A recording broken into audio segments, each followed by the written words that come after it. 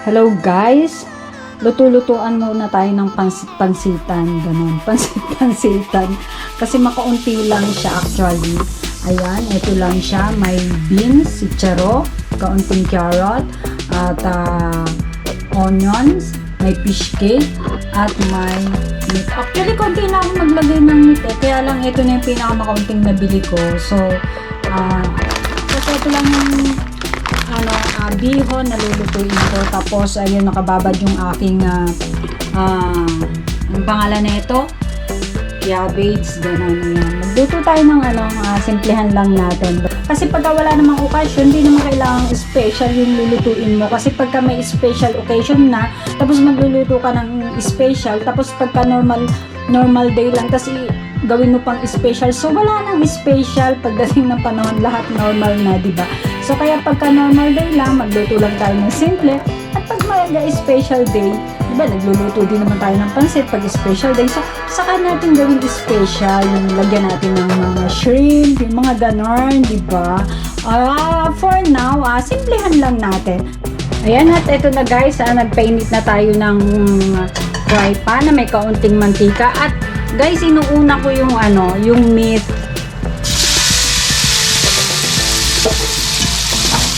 Yung iba, di ba, inuuna yung bawang. Ayan, dahil hindi naman mataba yung nabili nating meat. So ayan, wala siya lumalabas sa mga mantika. So dadagdagan ko lang siya ng mantika, guys. Ganyan talaga, inuuna kong maglagay ng meat bago yung gisa-gisa ng mga sibuyas, di ba? Yung iba inuuna yung sibuyas. So ako inuuna ko yung meat kasi mas matagal maluto yung meat, di ba? So yung ganon. Yan, medyo hindi pa naman siya nagba-brown, pero ilalagay ko na yung isusunod ko yung fish cake. Kasi pag ayoko yung sa pansit, ayoko nung sibuyas na nalalamog siya, ayoko. Gusto ko lang din yung para mga half cook, ganon, na may kaartehan.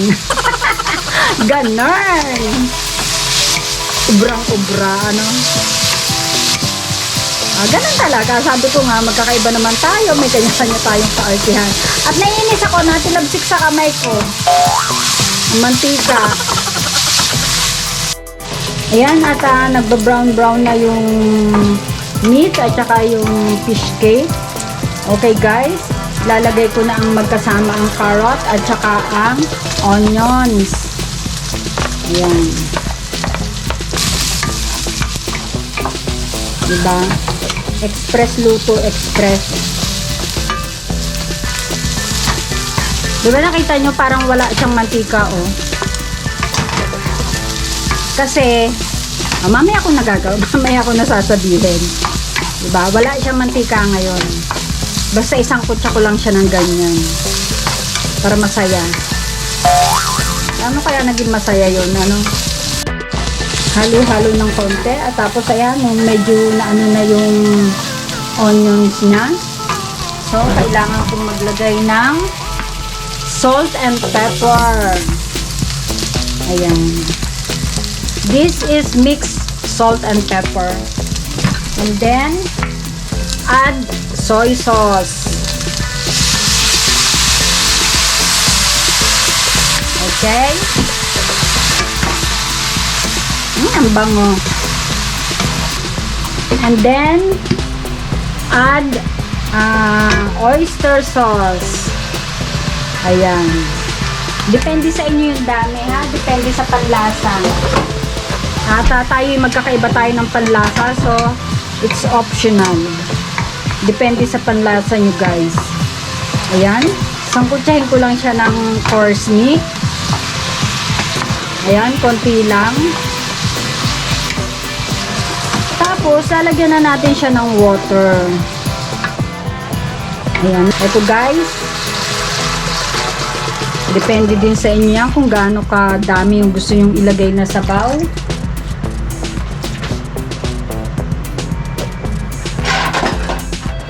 Dahil minsan, depende din sa gagamitin yung bihon. Ganon. Ayan, pakuluin natin siya. Takpan muna natin guys. Nang para siya ay kumulo. Okay? A few moments later. Ayan guys, at dahil kumukulo na siya, pwede na nating ilagay ang cabbage. Cabbage. Ayan. And then, halu-haluin.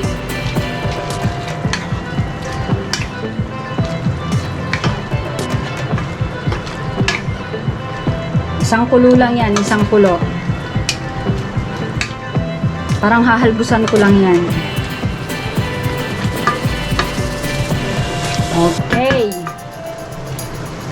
So, ayan, ganun na nga. Nahalbusan na siya. Ayan, kumukulo ng konti. Tapos, ganito guys, hahanguin ko siya. So, eto, hahanguin ko siya dito. Diba ang arte? Well, paminsan-minsan, ganito yung ginagawa ko. Paminsan-minsan, direct na siya. Minsan gusto ko lang ng kaartehan, ganun. Pero, try nyo guys. Malalaman nyo yung difference. Sasabihin nyo, depende yan sa nagluluto. Oo nga, depende sa nagluluto. Isa talaga to, gusto kong pagluluto. Bakit baga? May ganun. Walang basagan ng trip, ika nga, diba? Ito na guys, lalagay ko na yung bihon. Medyo hinalbusan ko siya sa mainit na tubig. Tapos hinugasan ko siya ng malamig, ganun. Ayan, ganyan. Tikman ko nga yung sabaw.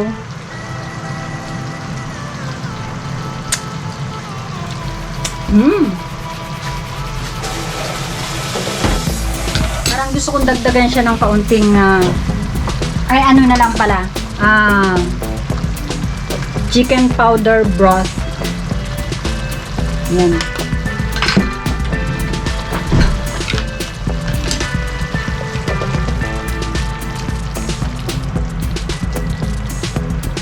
A few inches later.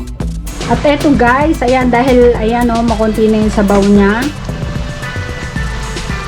Pwede na nating ibalik yung mga gulay na tinanggal natin kanina. Ito guys. Ayan. Okay. Tapos, pwede na rin natin ilagay ang sitsaro. Ayan. Okay na.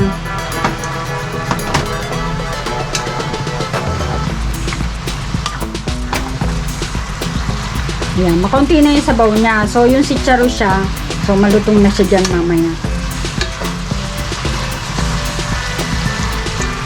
Ayan. Nagtira lang tayo ng konting sabaw para kasi yung sitsaro maluto-luto din siya dyan.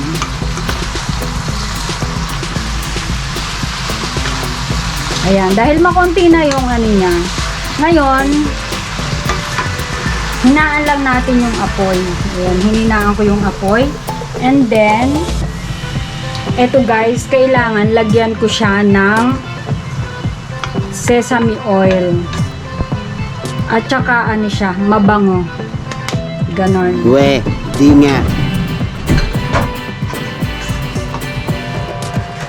Yan, bango. Okay guys, pwede na natin siya sigurong tikman. Ganon lang ka-express. Luto na kaya itong sitsaro na to? Let's try it. Narinig nyo guys, ang lutong. Ayan, okay guys, tikman na natin siya. Yung pansit niya, kung ano na baga. Ito guys.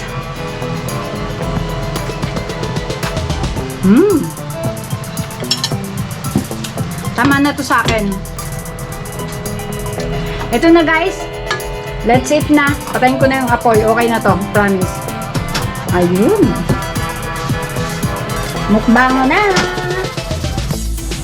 At eto na nga guys. Ayan. Kailangan pa bang patagalin yan? Siyempre, lantakan na natin habang may init-init pa. O, ayan. O, ha? O, very good ba? That's it guys. Thank you for watching!